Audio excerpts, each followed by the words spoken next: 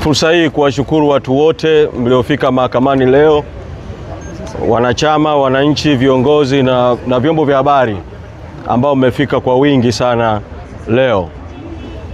La pili, tutumie fursa hii kurudia na kusisitiza, Mwenyekiti Tundu Lissu ameeleza gerezani kwamba mahakamani hapa kwamba uamuzi wa DPP na waendesha mashtaka wa serikali kuwasilisha maombi haya kinyume cha sheria, kinyume cha haki, ni matumizi mabaya ya mamlaka ya DPP na mipaka aliyowekewa na katiba ya nchi, ibara ya 59 B kubwa kifungu kidogo cha 4 ambacho kinataka yeye katika kutumia mamlaka yake kinamtaka asiingiliwe na mtu yoyote wala mamlaka yoyote, lakini ayatumie hayo mamlaka kwa kutenda haki, ayatumie hayo mamlaka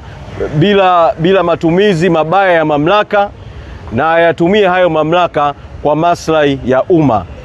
Kwa maombi haya yaliyoletwa mahakamani na kwa hoja ambazo Mwenyekiti Tundu Lissu amezisema mahakamani, ni dhahiri kwamba DPP amekwenda kinyume na mamlaka hayo ya kikatiba kwa siku hizo 139 ambazo Mwenyekiti Lissu amekuwa gerezani. Sasa sisi hatutaingilia maamuzi ya majaji, lakini tunarudia kumtaka DPP, kwa sababu kulisema hili sio kuingilia mambo ya mahakama wala sio kuingilia mambo ya mahakamani.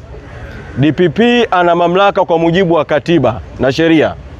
Wakati wowote ule akiona kesi haina msingi wowote, wakati wowote ule akiona kesi haina maslahi ya umma, anaweza kupeleka mahakamani hati ya nia ya kutokuendelea na kesi, no prosecute, na akisha wasilisha hiyo hati, kesi inafutwa mara moja. Namna mojawapo ya nchi yetu kuondokana na aibu hii inayoendelea mahakamani, namna ya nchi yetu kuepukana na matumizi mabaya ya fedha za umma, kwa sababu kadiri kesi inavyoendelea kusikilizwa mahakamani. Kwa mfano leo imesikilizwa mahakama ya rufaa, makao makuu ya mahakama yalishahamia Dodoma. Maana yake majaji wakija mahakamani hapa mahakama ya rufaa ni gharama za umma, wanakuja Dar es Salaam kwa ajili hiyo, ni gharama. Mmeona halaiki ya askari huko nje na magari ya askari na deployment kubwa, sio tu eneo la nje ya mahakama, mitaa mbalimbali, kwa sababu ya kesi hii ambayo haina sababu yoyote ya kuwepo mahakamani. Tunarudia tena kumtaka DPP kuiondoa hii kesi mahakamani. Kama kesi hii iko kwa maelekezo ya Samia Suluhu Hassan, DPP awasiliane na Samia Suluhu Hassan, kesi hii iondolewe mahakamani. Mwenyekiti amekushakaa gerezani siku nyingi, 1 mwaka na miezi 3, inatosha. Kesi hii iondolewe mahakamani. Lakini nitumie fursa hii kwa uchache tu kusemea vile kauli ambazo Waziri Mkuu amekuwa akizitoa mfululizo wa hizi siku chache hizi. Kwa siku 5 mfululizo amekuwa akitoa kauli mbalimbali, anayeitwa waziri mkuu kwa maana ya waziri mkuu haramu, waziri mkuu batili, kwa maana ya Mwigulu Lameck Nchemba. Moja, ametoa kauli akitaka kuonyesha kwamba yeye Mwigulu Lameck Nchemba na serikali hiyo ambayo sisi hatuitambui hawana mgogoro na vyama vya siasa. Kwa maneno mengine vile Mwigulu anasema hana mgogoro na Chadema. Hii kauli ya Mwigulu Lameck Nchemba ni ya uongo, kwa sababu uamuzi wa Patrobas Katambi kutoa zuio la mikutano ya hadhara, uamuzi ambao umekuwa na baraka kwa maneno ya yeye mwenyewe Mwigulu Lameck Nchemba, uamuzi ambao tunaamini unatokana na Samia Suluhu Hassan. Uamuzi huo unaashiria kuna mgogoro mkubwa ambao yeye Mwigulu Lameck Nchemba, Samia Suluhu Hassan, Patrobas Katambi na wenzao wanao dhidi ya Chadema, na mambo mengine yote wanayoyasema ni visingizio tu, lakini dhamira ni kuzuia mikutano ya hadhara ya Chadema. Sasa kamati kuu imekutana na maamuzi ya kamati kuu, tutawaita wanahabari kuja kueleza maamuzi ya kamati kuu iliyofanyika Kigoma. Lakini ishara nyingine ya kwamba kuna mgogoro kati ya Mwigulu Lameck Nchemba ofisi ya waziri mkuu na Chadema ni kwamba mpaka tunavyozungumza hivi sasa, na hili Mwigulu analifahamu, ofisi ya waziri mkuu inalifahamu, msajili wa vyama vya siasa ambaye yuko chini ya ofisi ya waziri mkuu bado amezuia ruzuku ya Chadema ya milioni 500. Tulipotoa kauli hii awali kabla ya kwenda kwenye kamati kuu, walisema ofisi ya msajili, wakanukuliwa na nyinyi vyombo vya habari, wakasema kwamba Chadema imepeleka barua ya kukumbusha jambo hili na kwamba linashughulikiwa.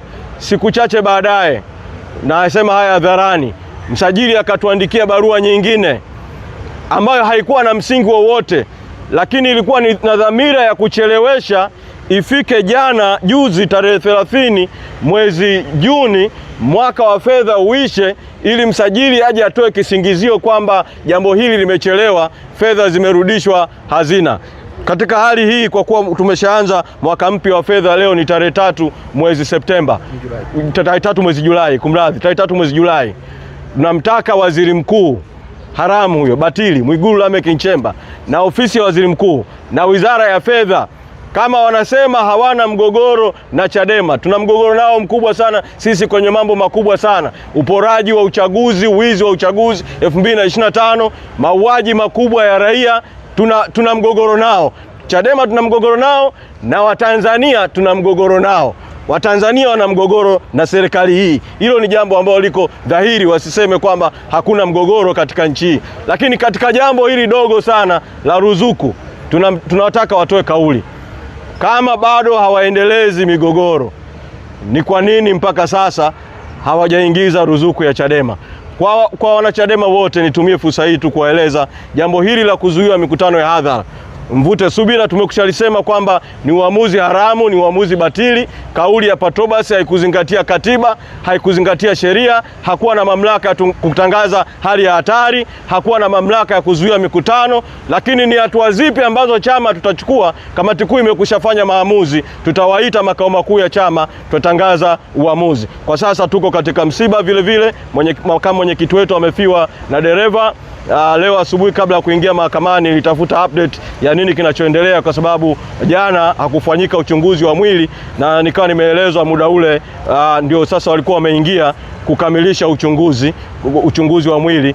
Tumekubaliana kwamba taarifa ya matokeo ya uchunguzi itatolewa na viongozi walioko kule Kigoma. Maana kule bado yuko makamu mwenyekiti Mheshimiwa John Heche, yuko vile naibu katibu mkuu Amani Golugwa. Watatoa taarifa kuhusu swala hili la msiba na ratiba ya maziko baada ya kuwa uchunguzi umekamilika kule Kigoma. Katika hatua hii tu nisisitize kwamba tutawaita makao makuu ya chama wanahabari kuwaeleza maamuzi ya kamati kuu iliyokaa kwa siku 3 Kigoma. Asanteni sana.